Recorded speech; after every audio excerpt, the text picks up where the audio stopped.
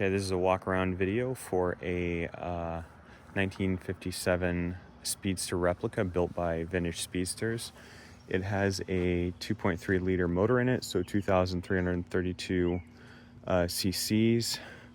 It has dual Weber 44 ID carbs.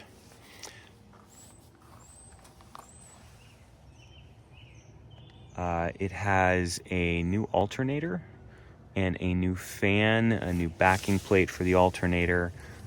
It has had the timing set and the valves adjusted, new belt, so general tune-up, oil changed within the last 400 miles. It's got quad-tipped exhausts on the bottom.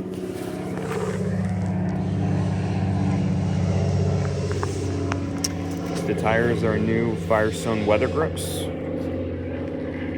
and it's got these neat little Porsche valve stem caps. The wheels are original.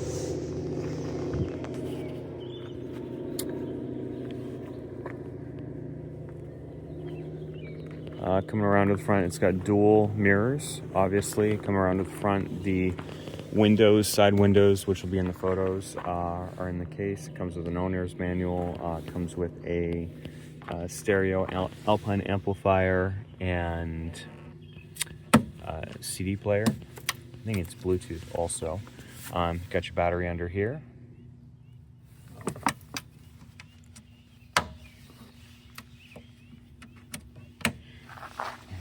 On the side again, it's got the headlight grills, which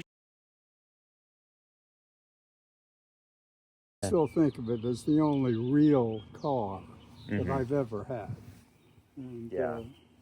I've had nice cars like Volvos and Mercedes, and they're good cars and nice cars, but they're no Porsche. Yeah. But this is a wonderful replica. Yeah. Yeah. It is. It's beautiful. It is. Yeah. It's very Love very that steering appealing. wheel. Yeah. Yeah, they used to come with the old wooden rim steering wheels, and you feel a difference when you're driving too, because it transmits more to your hands. So it's just like the old skis, were wooden core, and they do that. And same thing, I think, for surfboards and certain types of boats, you feel differently, different vibrations. And that's a stick. Yeah, it's a 4-speed. So. But I couldn't imagine a Porsche with an automatic transmission. The new ones I've driven, and they shift so fast, it's unbelievable. And it is a little bit telepathic, because it kind of senses when you're going to want to do something, and that next gear is right there. And you can shift it really fast. But it's, there's just something to having a stick, it's different. Well, so. It's beautiful. Thank you. It's a shame that you're going to sell that thing. Yeah, well, if you're not using something, it's like I'd rather have somebody else, use it than it sit in my garage and pay $250 a month for parking space. Ones now, she has kind of a time limit, is like after 2010, she's okay with. So, yeah. Well, nice talking to you. Yeah. Have a good day. So. All right, getting back to the walk around. I can't remember where I stopped. I think I stopped up front, looked at that. Continuing around. The body's all really clean. There are a couple of small spots which I'm going to highlight now before I go in the cab. This is, I believe, came from the factory this way. It looks to me like it was done and clear coated really well at the factory. Just had a nick, and then they didn't take care of it beforehand, before it went to painting.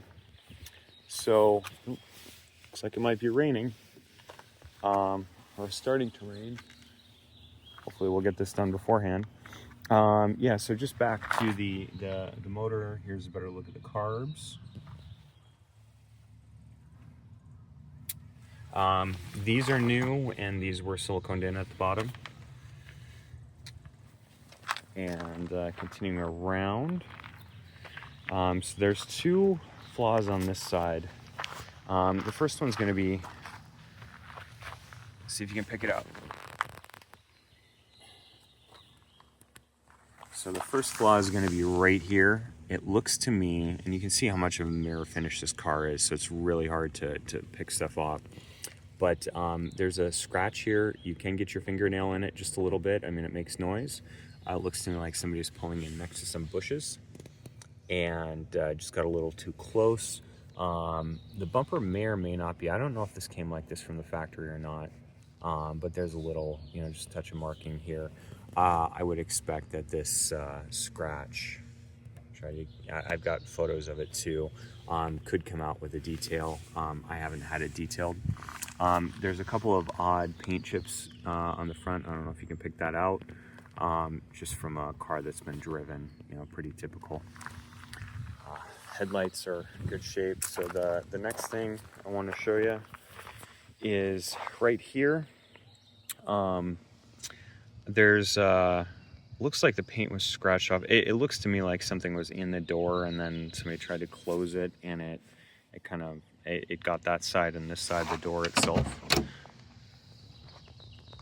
This was before my ownership, so I couldn't tell you exactly.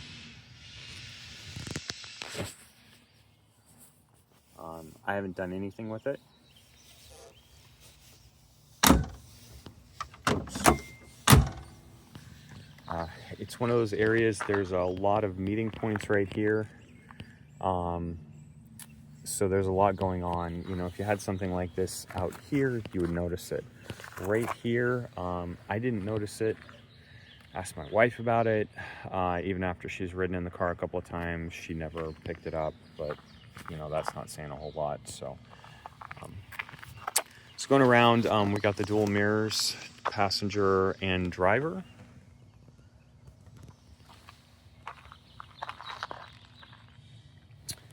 And I'm going to pause the video for a second and put the hood down and then get in the cabin. Okay, just coming back here. The rear bonnet is a latch. Shuts up nice. The taillights, everything, you know, you can see everything's clean. Badging, it really shifts the lighting quickly, but no real patina. There's a little bit of patina on the badge in the door. So inside the car, it's currently got 14,739 miles. Okay, got interrupted again by somebody that wanted to chat about the car. So I don't quite remember where I was. I'm going to come back here now to the interior. So it has a full top, you'll see in the pictures. It has then, I think, what's called a full tonneau, which will stretch out on the bottom, and it's zipped in the middle. And then you have this little, it's a half or a quarter tonneau that goes over the back. Inside the cab, we have, I upgraded these vintage motor cars, door pulls, door handles, and scutcheons. The original ones that were on here they're alright, but it wasn't quite as substantial as I liked. I like these a little bit better. And these door pulls really help when you have a passenger in the car that would want to grab this handle to shut the door. You know, it was before I put this on, you know, is the first thing that people think to do is grab and pull, which can bend that internal mechanism. So that's quite helpful.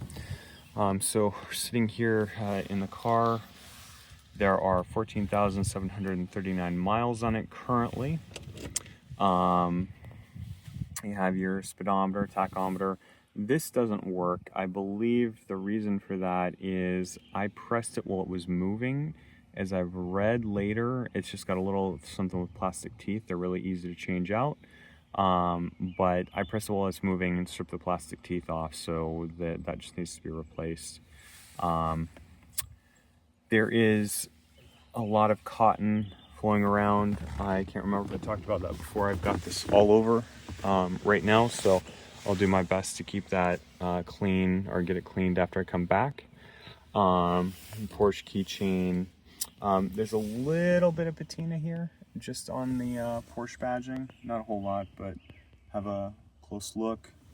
Inside, so we have a 4-speed transactional, not transmission. Parking brake, seat belts on both sides. These seats feel like they're leather to me. I believe the interior is vinyl. The rest of it, I believe this is vinyl. I don't know for certain, but it feels like vinyl to me. But the seats feel different. They feel like leather. I don't have the paperwork, so I can't verify any of that, unfortunately, from the build. But yeah, it is what it is. So you have your VIN right here.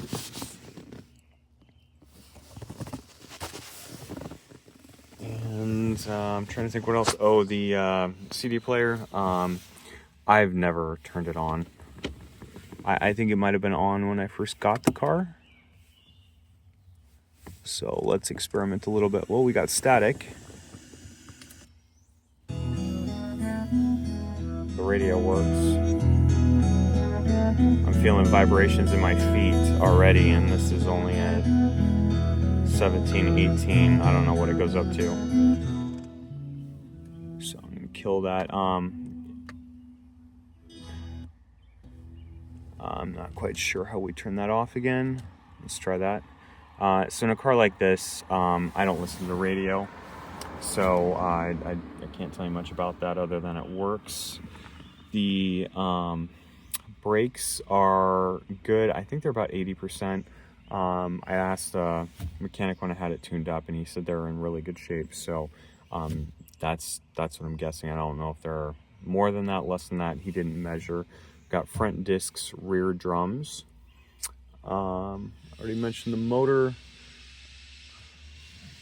The one of their potential flaws you can see up here, where the top goes, you see some light scratching on the frame. The top, to my knowledge, I mean, I put it up for the photo shoot, and I tried to put it up one other time. I have arthritis in my fingers. I have no dexterity anymore to get the buttons snapped and get it put together. So I've never used it except for one time I tried to put it up, and then for the photos. The heater I have used, so it's got vents on both sides. It works. I'm gonna pop out of the car and do a spin around here before I start it up once more.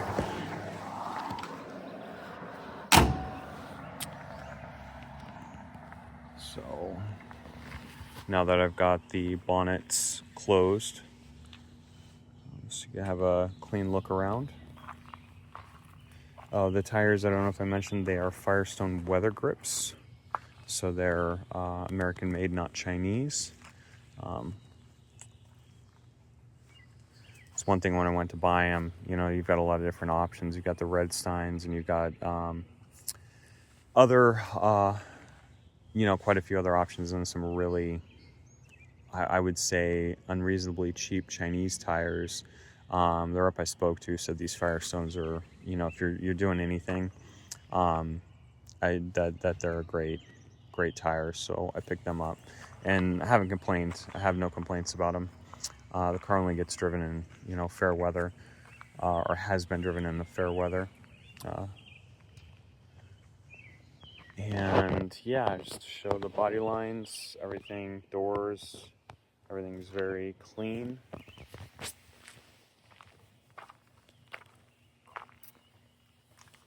And that's about all. Pop in here, Pilkington glass. I don't know if you can make that up, or make that out. Excuse me. The paint is really interesting, because this paint could be like a mirror. It's actually quite frightening how much it reflects, depending on the light. You know, like today, where there's some light in the sky. You can see up there, blue, but it is overcast in other areas. The paint really comes out in different ways. Like I said, it can be very reflective, like a mirror. Other times it's a little more, depending on the light, like a liquid silver, but less reflective.